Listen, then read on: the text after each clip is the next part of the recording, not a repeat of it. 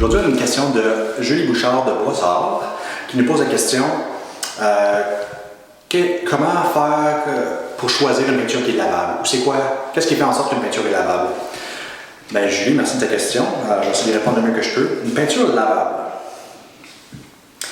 On peut obtenir une peinture lavable en payant plus cher pour un gallon. Normalement, le plus qu'on augmente de qualité, le plus qu'elle est lavable. Mais aussi, on peut, avec une peinture moins dispendieuse, obtenir une peinture plus lavable en augmentant le lustre. Pas toujours quelque chose qui est souhaitable, avoir quelque chose qui est plus lustré sur nos murs, mais c'est une façon. À titre d'exemple, si on met un semi-lustré dans le garde-robe, il va être plus lavable et quand on va lancer les souliers à l'intérieur, vos enfants vont lancer leurs souliers dans le garde-robe, ça va moins marquer. Parce qu'il y a quelque chose qui s'appelle, en fait j'ai perdu un terme technique, mais ça a rapport avec un facteur de physique et de chimie par rapport à la transférabilité de la saleté d'une surface à une autre. Une peinture mate, comme une peinture qu'on utilise typiquement pour les plafonds, et c'est bon parce que ça cache les défauts, mais elle n'est pas lavable du tout. En fait, si je touche le plafond ici avec mes doigts, qui sont pas les plus propres, ça va marquer. Si j'essaie de l'essuyer, qu'est-ce que ça va faire? Ça va l'étendre. Ça va remplir les petits trous de la peinture mate.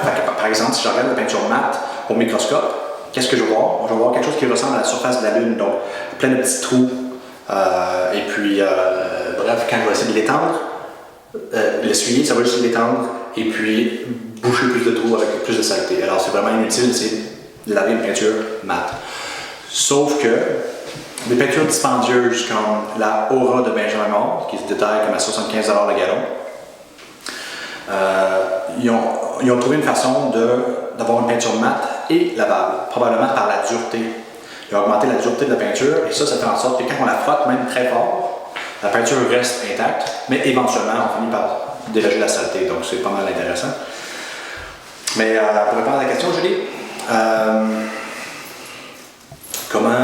c'est quoi une peinture lavable? Une peinture lavable, c'est une peinture, généralement parlant, qui a un peu de lustre. Par exemple, sur les murs, c'est pour ça qu'on met un velours. Mais le velours, c'est juste un indicateur général du degré de lustre. Si on veut vraiment le savoir, on va regarder la fiche technique, puis on va apprendre que cette peinture-là, dans le velours, a, par exemple, un degré de lustre de 12 à 15%. Donc, elle va être plus lavable, théoriquement, qu'un autre produit de valeur équivalente qui va être velours, mais que sa fiche technique va dire qu'elle a un degré de lustre de 7 à 8%. Il faut faire attention avec l'indication de velours parce que c'est vraiment juste un indicateur. Alors, informez-vous à l'avance pour savoir si celui que vous allez acheter est lavable ou non.